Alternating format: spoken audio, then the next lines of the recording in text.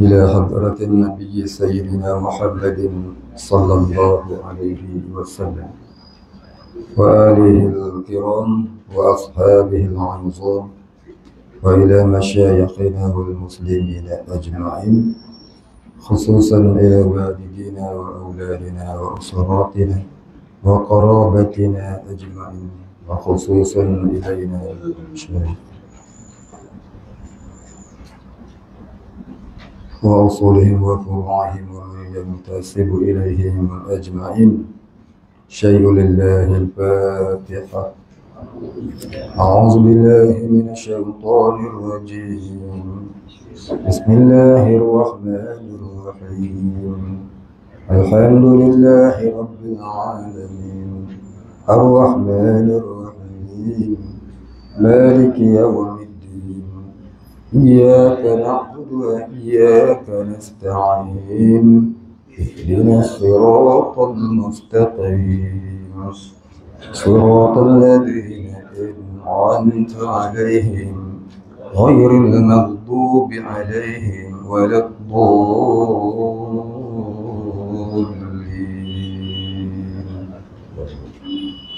الحمد لله رب العالمين، والصلاة والسلام على أشرف الأنبياء والمرسلين وعلى آله وصحبه أجمعين. رب اشرح لي صدري ويسر لي أمري واحلل عقدة من لساني يفقه قولي، ولا علم لنا إلا ما علمتنا إنك أنت العليم الحكيم. رضينا بالله ربا وبالإسلام دينا وبمحمد نبيا ورسولا.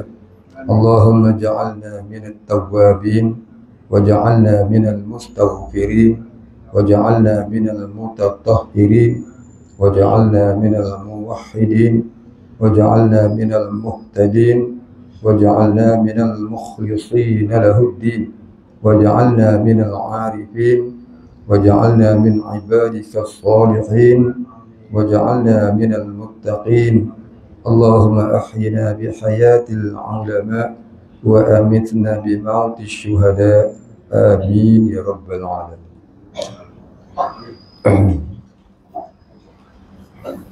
Alhamdulillah Rabbil Alamin.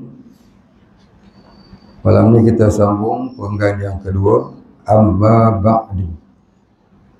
Minggu lepas kita dah habis sifat mahmudah kan. Baik, kita sambung Amma Ba'du situ. Bismillahirrahmanirrahim. Qala musannif wal muallif rahimahullah ta'ala wa nafa'ana bihi wa bi'ulumihi wa barakatihi amin ya rabbal alamin. Qala musannif amma ba'du, maknanya adapun, kemudian daripada itu.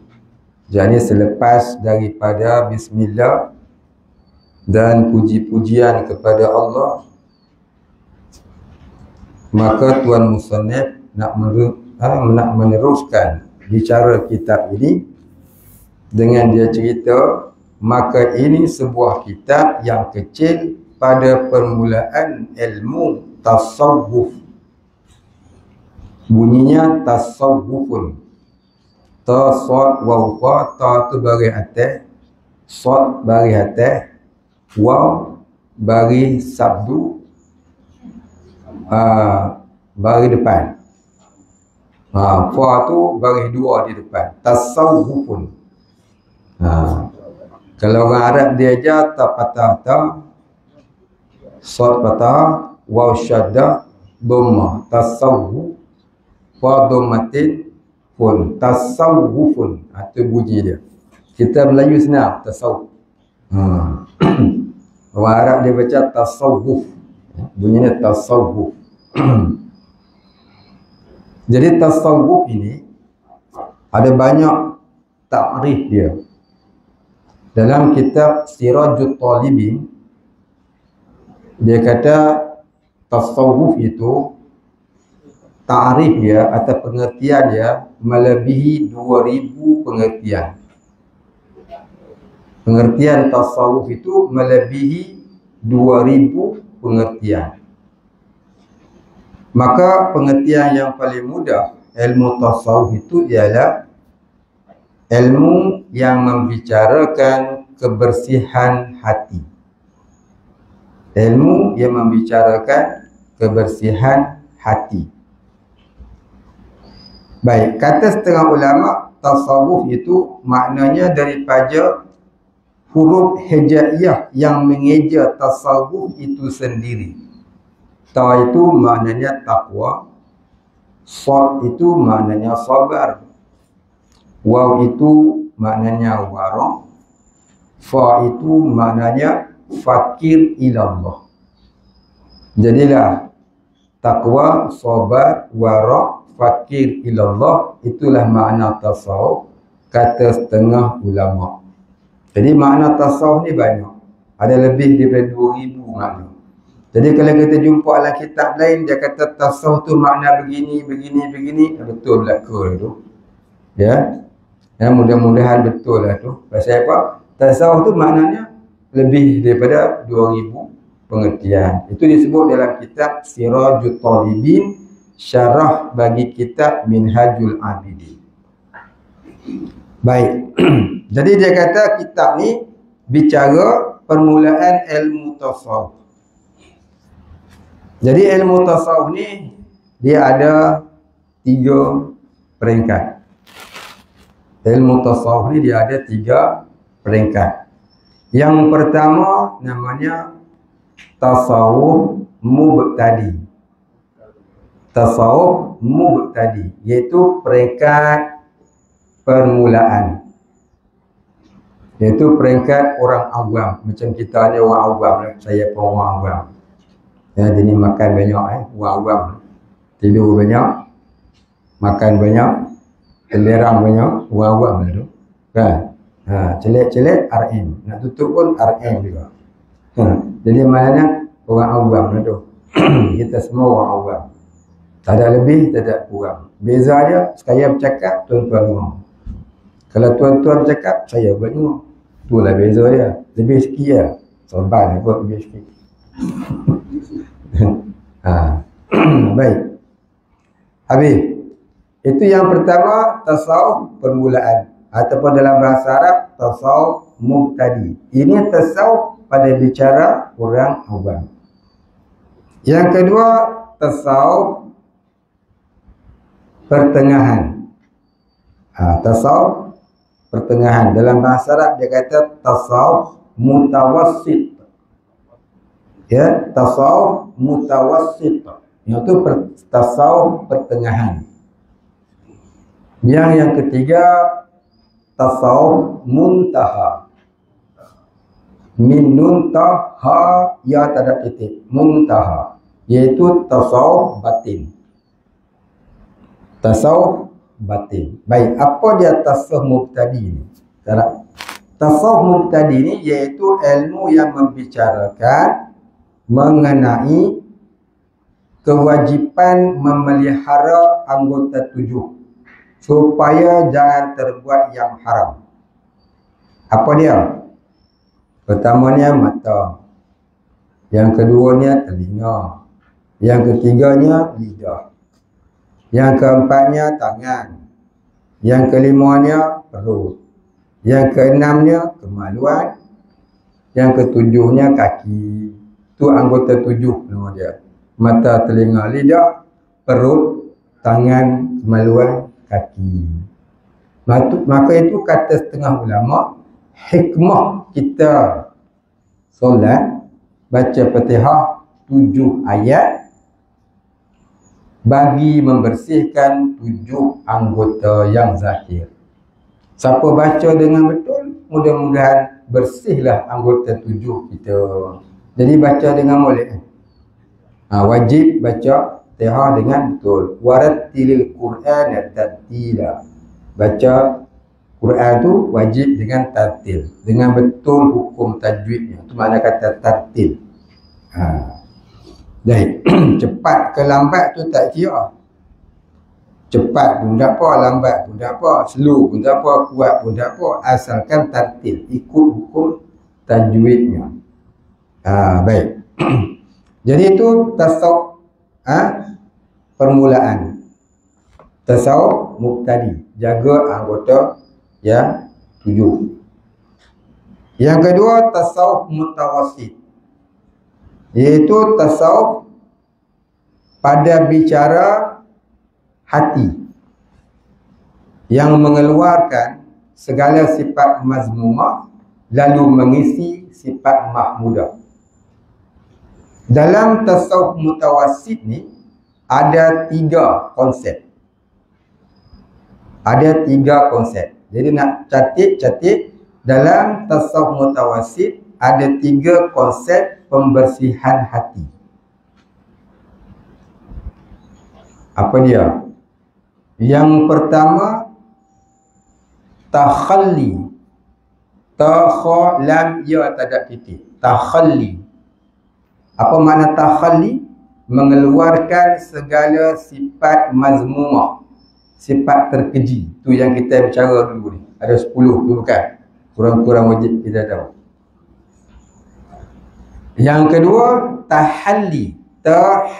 Lam ya tak titik. Ha tak ada titik, bukan ha. Tahalli maknanya apa? Mengosongkan hati dari perkara selain Allah. Mengosongkan hati dari perkara selain Allah. Maknanya kita hidup di dunia ni jangan ada matlamat selain dari mencari keampunan dan keredaan Allah serta kasih sayang Allah. Jadi jadikan matlamat hidup kita tu, hidup ni mencari keampunan Allah, keredaan Allah, kasih sayang Allah. Baru namanya tahalli. Yang mengosongkan hati daripada segala yang lain daripada itu. Kemudian yang ketiganya tajalli. Tajim lam ya. Ya tak ada titik. Tajalli. Apa dia tajalli? Tajalli maknanya memasukkan sifat-sifat mahmudah. Tajalli maknanya memasukkan segala sifat-sifat mahmudah, sifat-sifat terpuji yang kita baca minggu lepas. Apa dia? Al-khawf war-raja, zuhud, sabar, syukur, tawakal, ikhlas, fakir, redha, mahabbah dan musyahadah Allah. Betul tak 10? Maka masuk tu, nak masuk tu kena ada pimpinan guru. Kita seorang-seorang tak boleh masuk. Kita belajar tasawuf ni cuma belajar definasi saja. Belajar definisi. Apa itu makna sabar? Sabar tu begian. Balik dapat dah sabar. Penguih juga. Betul tak? Tadi menguji tasawuf, kita penawar bagi hati. Balik-balik penawar tak penawar. Jadi pelempang dulu. Betul tak? Sabar dulu kan? Penguih lah. Tadi duduk ke masjid ni mengajar kita tasawuf ni. Macam saya mengajar kita tasawuf. Balik-balik bini pun nasi, 3 pinggan tak cukup. Kena lohak kita suka kan? Sup gearbox pula. Dia kata ni gearbox entah ni bang. Ya ke? 3 pinggan tak cukup. Tadi mengaji tasawuf suruh kurangkan makan. Dia jumpa sedap, dia dah lupa habis. Itu kata tasawuf definasi. Tasawuf pengertian sifat-sifat itu saja. Tapi nak mendapatkannya itu tak boleh dengan semata-mata belajar. Dia kena menjalani jalan-jalan kesufian di bawah pimpinan rohaniah guru yang mursyid. Guru yang sampai darjah kewalian. Dulu ni kat Negeri Sembilan banyak tok-tok guru ni. Kan? Saya pun pernah ngaji. Dan saya pernah cerita dulu kan. Beberapa guru saya orang Negeri Sembilan. Semua mati lah keluar. Antara ni hak paling dekat tu tak? Syekh Abdullah Sijang. Qadi Podiation. Dia jadi qadi tu bukan dia minta. Ya? Syekh Murtada pergi minang dia dalam kebun tak. Ini dia cerita kat saya. Bukan saya minta. 3 kali. Tok Mufti datang, suruh dan jadi qadi. Mula-mula tak mau. Mula-mula kedua pun tak mau. Dia minta kat mana? Masa dia tengah nuai getah, dalam kebun getah. Kali ketiga tu dia kata, kalau engkau tak terima, engkau dosa. Terima. Itulah kata dia. Dia ngaji dengan Tok Guru saya ke Mekah. Tok Guru saya di Kedah. Almarhum Tuan Guru Haji Omar Pondok Lanai. Dia sama-sama belajar dengan Syekh Syafi'i Mekah. Dia cerita dia lah. Dan dia baca kitab Tok Guru saya, kitab Tamyihus Sobian, kitab tasawuf. Baik. Itu nak cerita tasawuf mutawasit. Jadi nak masuk ke sifat mahmudah tadi tu kena ada guru. Tak boleh baca beramal sendiri, tak boleh. Dia kena ada cikgu dia. Macam kita belajar tajwid lah kan. Tajwid pun kena ada cikgu. Tak ada cikgu, ni mak bedal ke mak bedul? Dia serupa bedal lah. Bedal ke bedul? Bedal je lah. Bedul lah, mak bedul. Elok lah. Bukan? Sebab tu kena ada guru dia. Siapa belajar tanpa guru, fasyaitanu syaikhu. Syaitan guru dia. Jadi ilmu apa pun kena ada guru. Kena ada guru. Walaupun tajwid. Nampak macam mudah. Jangan ada buat main tajwid. Salah tajwid tak sah bayang. Betul tak? Apatah lagi tauhid, tasawuf. Ini wajib ada cikgu. Tauhid, tasawuf wajib ada guru. Kalau tak ada guru, syaitan tunggulah tu guru. Baik. Itu tasawuf pertengahan. Tasawuf mutawasit, iaitu tasawuf pertengahan, dia bicara hati. Nak kenal sifat mazmumah, kemudian nak keluarkan dia, kemudian nak isi pula dengan sifat mahmudah. Itu namanya 3 konsep: takhalli, tahalli dan tajalli. Ini kena ada guru. Kena ada guru yang boleh melihat hati kita. Macam mana nak cari tok guru lagu tu? Mana nak kenal? Dia bukan ada name tag. Namanya Haji Mursyid. Itu nama dia. Bukan guru mursyid. Jadi nak kenal dia ni, ya, kata ulama tasawuf, yang pertama tunaikan 3 jenis solat. Buat hari-hari. Apa 3 jenis solat? Yang pertama, solat taubat. Jangan tinggal solat taubat walaupun hanya 2 rakaat satu hari. Bila masa boleh solat taubat, solatlah bila pun, asalkan jangan waktu yang dilarang. Solat taubat. Yang kedua, solat hajat. Yang ketiga, solat istikharah. Apa dia solat istikharah? Solat minta Tuhan tolong pilihkan untuk kita mana yang terbaik, yang sebenarnya. Lepas sembahyang taubat, minta ampun dengan Allah dari segala dosa. Lepas sembahyang hajat, minta Allah ketemukan kita dengan guru-guru yang soleh-soleh. Lepas istikharah, minta Allah Ta'ala pilihkan kita manakah antara guru-guru yang soleh itu untuk kita belajar ilmu kesufian dengannya. Sampailah Allah Ta'ala tunjuk. Kata guru saya, kalau kamu mimpi sebelahnya Rasulullah, kamu jangan lari lagi dah. Itu petunjuk Allah. Sebab apa? Nabi kata, marra'ani bil manam faqad ra'ani yaqazatan. Siapa lihat aku dalam tidur, maka itulah aku dalam jaga. Mana syaitan tak boleh merupa jadi Nabi. Jadi ke sebelah tu ada guru, barangkali mudah-mudahan itulah yang kita nak minta dengan Allah. Lepas tu kok ada ujian-ujian apa-apa yang kadang-kadang kita terasa bukadah dia ni, buang. Tu syaitan mengajak kita meninggalkan dia. Sedangkan Tuhan dah duduk. Jadi mimpi ni boleh buat-buat ke tu? Mimpi tak boleh buat-buat, terberang boleh. Bukan? Mimpi tak boleh buat-buat. Boleh kita nak mimpi jumpa, malam ni aku nak jumpa Nabi je, tidur. Boleh? Ingat senang. Ya? Kalau kita boleh mimpi jumpa Nabi pun jadi ya, kan? Maknanya apa dah? Siapa mimpi jumpa Nabi itu tanda ahli syurga. Siapa nak mimpi jumpa Nabi? Silakan amal. Sebelum tidur baca selawat 100 kali. Kemudian baca surah Al-Kawthar 100 kali.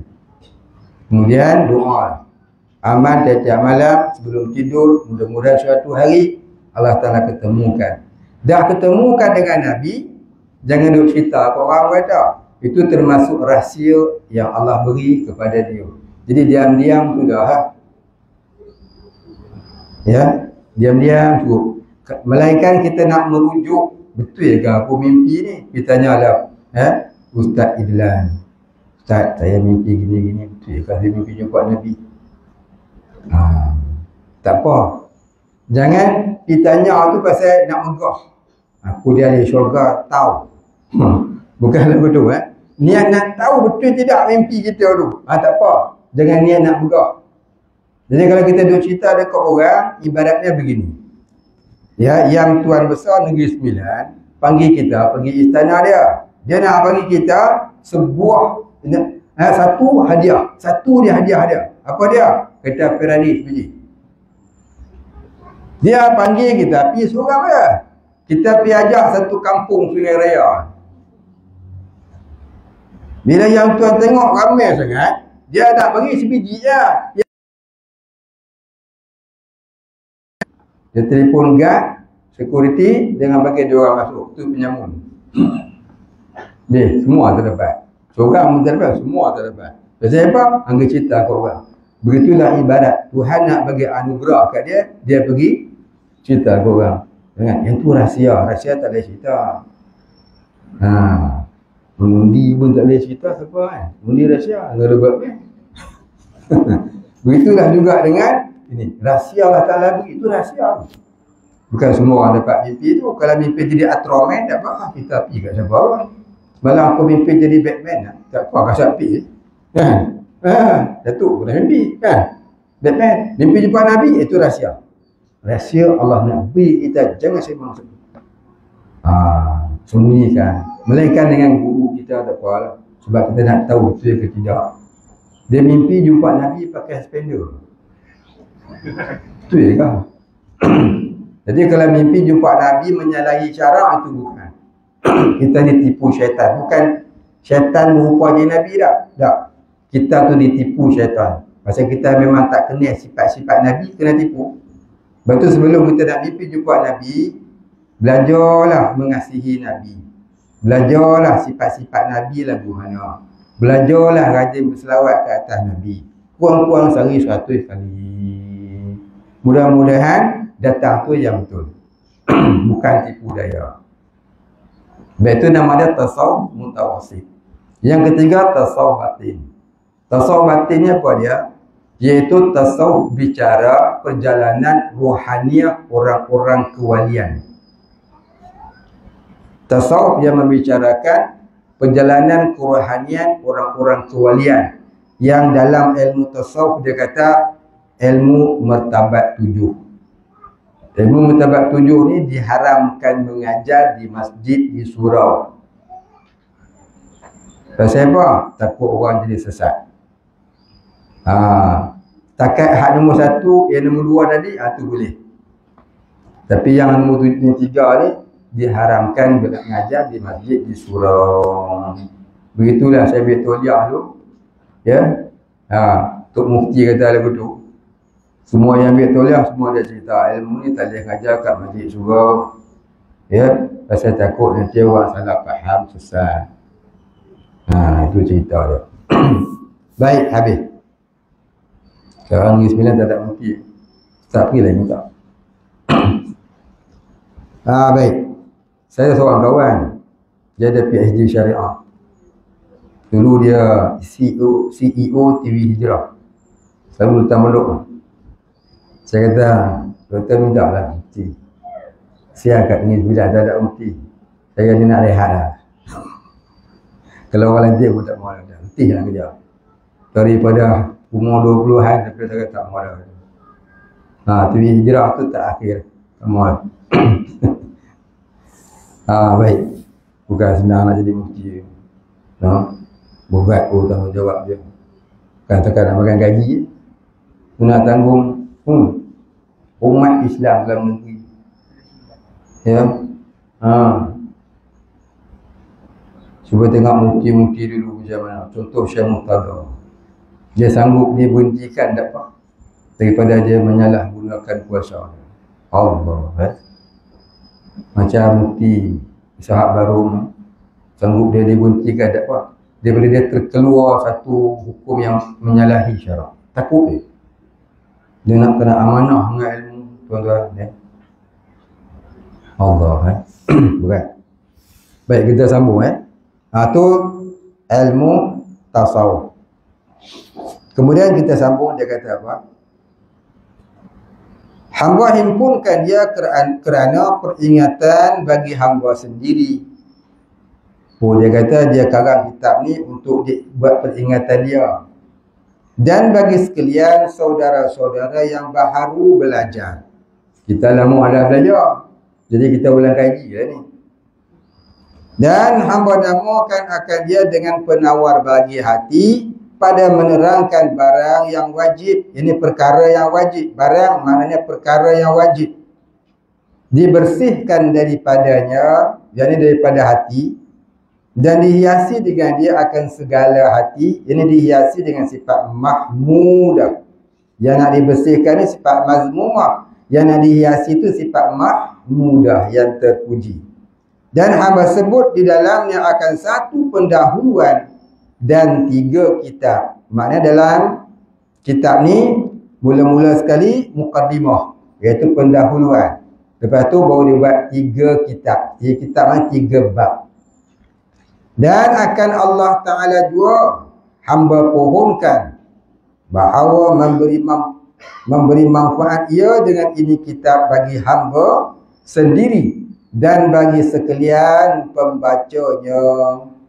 Dan bahawa menjadikan ia akan dia ikhlas semata-mata menuntut keredaannya. Maknanya Tuan Musannaf ni dia mengarang kitab bukan nak cari keuntungan, nak jual kitab dapat untung, tidak. Tapi dia karang kitab ni untuk mencari mardatillah, keredaan Allah Ta'ala. Kerana bahawasanya ia sangat kuasa atas tiap-tiap suatu. Jadi Allah Ta'ala itu maha berkuasa di atas tiap-tiap suatu. Maka kita janganlah buat kerja agama ni selain menuntut keredaan Allah. Inna Allah ala kulli syai'in qadir.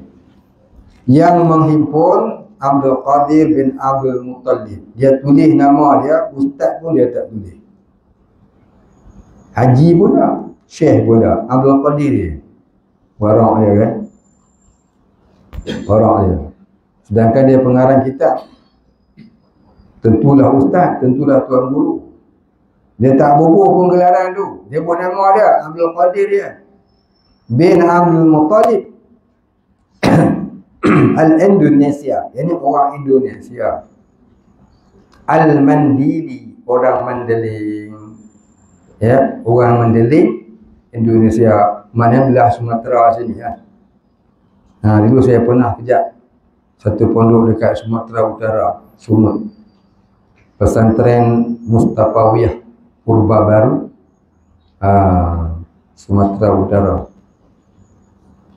Pelajar dia tak ramai, lebih kurang 8,800. Pelajar dia tak ramai. Guru dia, kiai ada 10 orang. Kiai yang darjah kiai ada 10 orang.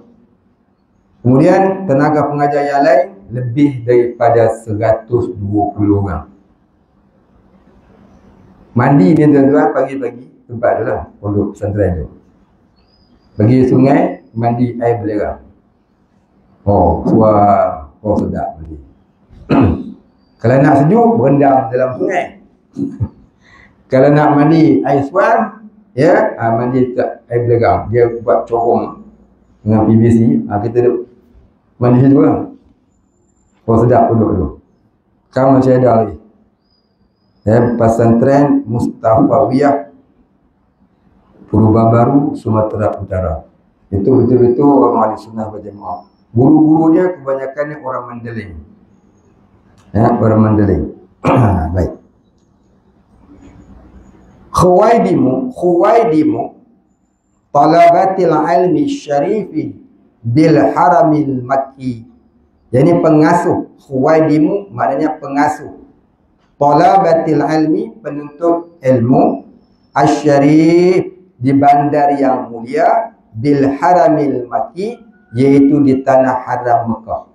Maknanya Syekh Abdul Qadir bin Abdul Muttalib ni bukan saja seorang ulama, tapi juga seorang syekh yang mengajar di Masjidil Haram, ya, Makkah Al-Mukarramah. Jadi Syekh Abdul Qadir ni dia asal Indonesia, tapi pernah belajar di Malaysia. Dia pernah belajar di Kedah, kemudian ke Petani, kemudian terus ke Mekah, menetap di Mekah, wafat pun di Mekah, di makam pun di sana, di Baqi'. Dan kata orang dia ni seorang wali Allah, wallahu a'lam. Baik, dia banyak kitab-kitab dia. Di antaranya kitab perisai bagi mukallaf, tu kitab tauhid. Kitab tauhid Salafiyah. Tapi bukan Wahabi punya. Dia karang kitab tu di Mekah. Masa tu zaman Wahabi tengah galak. Tu tengah galak. Wahabi tengah galak, dia mengharamkan kitab Imam Ghazali, kitab-kitab tauhid Ahlussunnah wal Jamaah dan sebagainya. Jadi Syekh Abdul Qadir ni dia karang kitab tauhid, bagi orang Wahabi tak marah.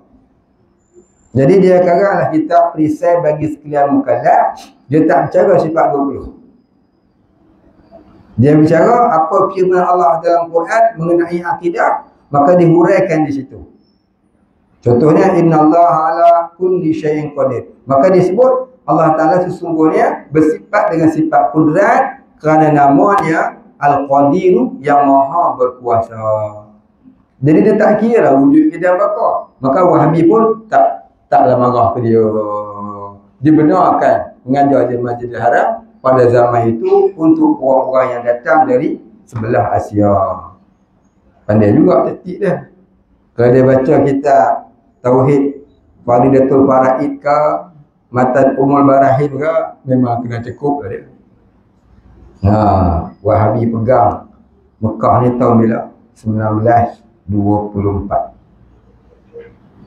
Tahun 1924 tu Patih saya duduk sana. Patih saya pun dah meninggal. Patih saya pergi Mekah tu 1919. Tahun 1929 dia balik 10 tahun. Balik tak lama kahwin dengan mak tih saya. Mak tih saya masa tu muda terang tantang. Dia dah tua. Dan dia tak ada lah. Dia cerita lah masa dia duduk zaman Wahabi ni, saya nak cerita ni. Mengajar kitab Tauhid saja memang dia cukup. Dulu ni Mekah, Masjidil Haram ni 4 imam. Hanafi, Maliki, Syafi'i, Hanbali. Siapa mazhab Syafi'i ikut belakang Imam Syafi'i. Siapa mazhab Maliki ikut di belakang imam yang bermazhab Maliki. Itulah Hanafi dan Hanbali. 1927 datang Wahabi 1924. 1927 dia bubarkan semua tu satu imam sampai hari ni. Jadi kita yang hari ni tak jumpa lah imam 4 orang majlis lah. 2 4. Ya, apa hikmah Allah Taala tinggalkan 4 orang saja, 4 mazhab saja. Kebetulan berbetulan dengan Kaabah tu 4 bilu. Apa pula hikmahnya Allah Ta'ala cabut 4 tu jadi satu dah hari ni. Ya, Nabi kata apa? Akan lahir tanduk syaitan. Di mana? Di Najat. Najat tu mana? Wahabi ni dia jumpa hadis tu. Bila Najdi, Najat ataupun Najdi, dia jumpa hadis tu, maka dia tukar Najdi tu jadi Riyadh. Tu dia jadi Riyadh sampai hari ni. Dia tak mau ada orang baca Riyadh. Jadi orang tertanya-tanya mana itu Najat ataupun Najdi, itulah Riyadh tu. Jadi Muhammad bin Abdul Wahab Al-Wahabi dia lahir di Riyadh. Dia lah kepala penyesat di negara Arab. Sampailah hari ni. Ya. Dulu orang pergi ke Mekah, kalau bawa kitab Majmu' Syarif tu, dia ambil lempar buat dalam bakul. Buat apa? Tu dia pergi bakar. Betul tak? Tu zaman mak saya pergi tahun 88, dia bawa kena rampai bola bakul. Tu dah cerita dia. Tahun 88 tu saya dah daftar dulu, tapi tak ada. Pada rezeki tahun tu kena sakit. Tahun yang terjadi bina, terjadi bina yang mati ramai kan. Itulah tahun. Alhamdulillah mak ayah saya selamat. Baik. Kemudian dia tulis kat bawah Makkatul Mukarramah pada tanggal 7 bulan Rejab tahun 1378 Hijriah. Maknanya kitab ni dikarang di Mekah Al-Mukarramah pada pada tanggal 7 hari bulan Rejab tahun 1378 Hijrah. Maknanya taklah lama sangat, baru lagi lah kan?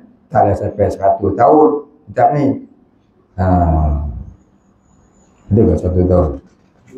Belum lagi kan? Baik. Ada lagi rasa kan? Belum bunyi lagi tahu Pak? Kam time azan. Belum komat dulu ya? Sambung lagi ya? Sikit ya? Ya?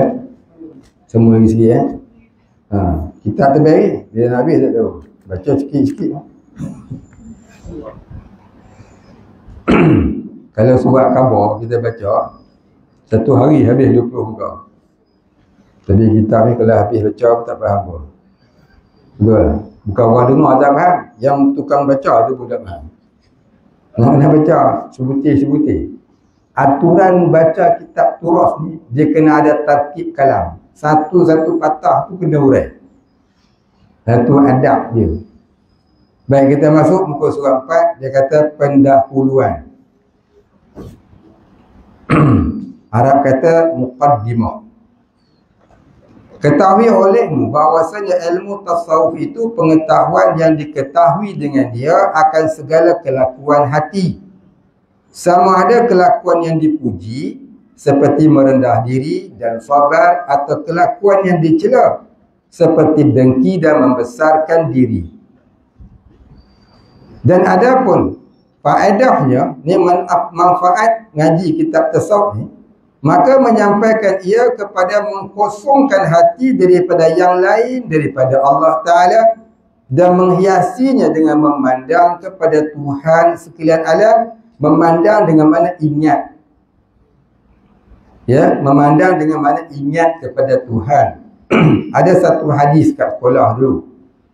Sekolah menengah tingkatan 2 apa tingkatan 3. Kita ingat.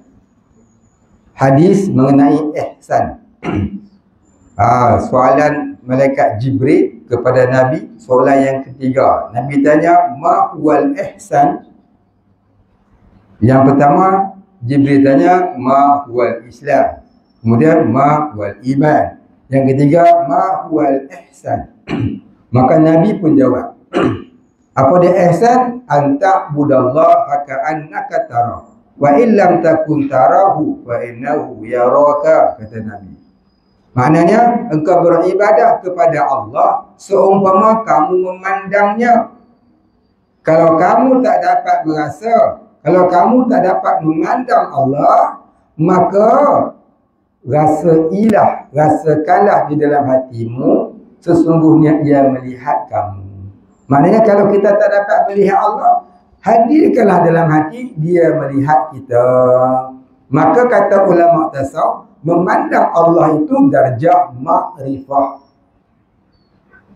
Merasa Allah memandang kita pula itu darjah hakikat. Darjah hakikat. Saya orang Negeri Sembilan ni cerita bab tasawuf saya tak takut. Kalau kat Selangor insya-Allah. Pasal apa orang Negeri Sembilan ni biasa dah ilmu tasawuf ni. Tajuk Kelak Selangor ni dia risau sikit lah. Dia pelik dia. Jadi apa itu hakikat, apa itu makrifat? Mungkin tuan-tuan pernah dengar, bila kita nak kenal Allah, perlu melangkah 4 tangga. Syariat, tarikat, hakikat, makrifat. Bukan? Betul kan? Syariat iaitu menjalankan diri di atas jalan-jalan fiqh, tasawuf, tauhid yang zahir. Tauhid, tasawuf, fiqh yang zahir. Tarikat iaitu mengamalkan amalan-amalan kesufian di bawah tarbiyah guru. Hakikat, bila seseorang itu mengamalkan dengan istiqamah, dia akan rasa Allah melihat dia. Di mana-mana pun dia rasa dia itu dikawal. Itu kata hakikat. Contohnya apa dia? Contohnya gini. Kita bawa kereta sampai traffic light pukul 2 pagi. Merah. Sana tak ada kereta, sana tak ada kereta, sana pun tak ada kereta. Dia boleh tunggu. Pasal apa? Untuk perasan. Ada polis yang tunggu sana. Pelanggar 300. Tunggulah pukul 2 sampai pukul 3. Upah traffic light sama. Tapi sanggup dia tunggu pasal apa? Pasal dia dah rasa macam polis duk tengok dia. Padahal polis duk tidur kat balai. Dia pun tihan duk ronda. Dulu kat pondok saya polis 2 hari sekali dia main. 2 hari sekali dia main. Pasal apa? Dia letak box kat pintu tu. Dia main tulis buku. Tak ni. Dan ni dia akan tengok tak ada apa masalah. Lama dah tak main. Kadang-kadang dia telefon. Tak. Pondok ada masalah. Tak ada apa masalah. Nak hantar beras ni. Dia pun kata tak apa dia hantar beras dulu. Tua balai. Saya punya. Apa nama dia? Lupa nama. Cik Ali. Dia hantar beras. Ada 3 kambing. Bagi sihat dia. Alah bunyi je lah. Aku nak cakap dia bunyi pula dah. Tak kira nak tutup kat mana. Masih sikit je 10 minit. Jadi maknanya apa? Maknanya orang yang hakikat tadi, duduk mana-mana dia rasa Tuhan tengok dia. Jadi bila dia rasa Tuhan tengok dia, dia tak berani nak buat dosa. Kan? Macam dia duduk rasa macam kita duduk rasa polis duduk tenang lidah. Tak berani langgar lampu merah. Itulah ibadat dia. Orang yang makrifat macam mana? Orang makrifat dia pula memandang Allah. Apa makna dia memandang Allah? Anta'budallaha ka'annaka tarah. Tu memandang Allah. Macam mana memandang Allah? Adakah memandang dengan mata kepala? Tak. Memandang dengan makna ingat Allah di mata hati.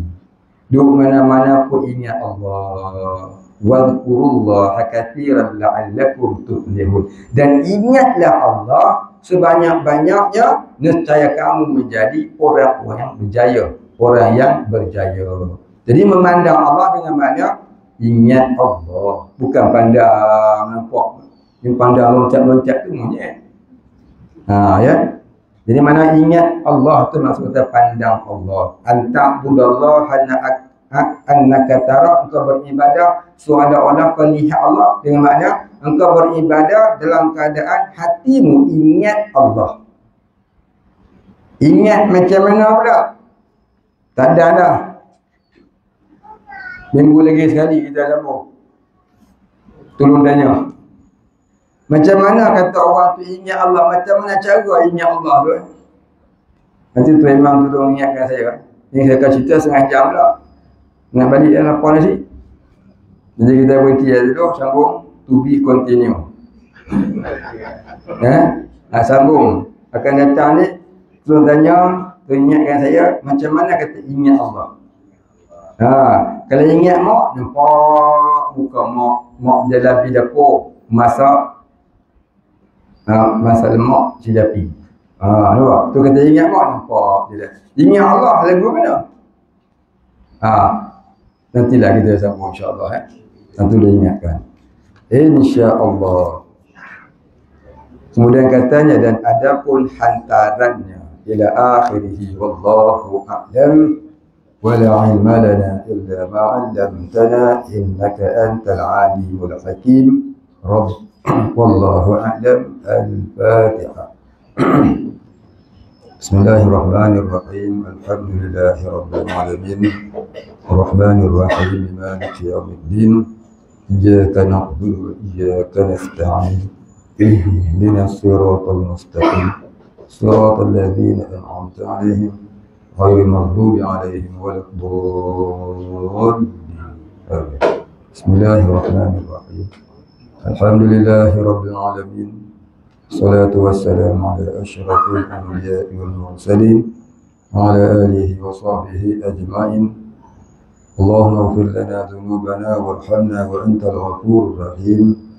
اللهم اغفر لنا ذنوبنا ولوالدينا وارحمهم كما ربيانا صغارا ولمشايخنا وللمسلمين أجمعين برحمتك يا أرحم الراحمين. اللهم نور قلوبنا بنور معرفتك يا فتاح يا رزاق. افتح لنا فتحا قريبا كما فتحته على أنبيائك وأوليائك وعبادك الصالحين. صلى الله على سيدنا محمد وعلى آله وصحبه أجمعين. سبحان ربك رب العزة عما يصفون. سلام على المرسلين. الحمد لله رب العالمين. تقبل الله منا.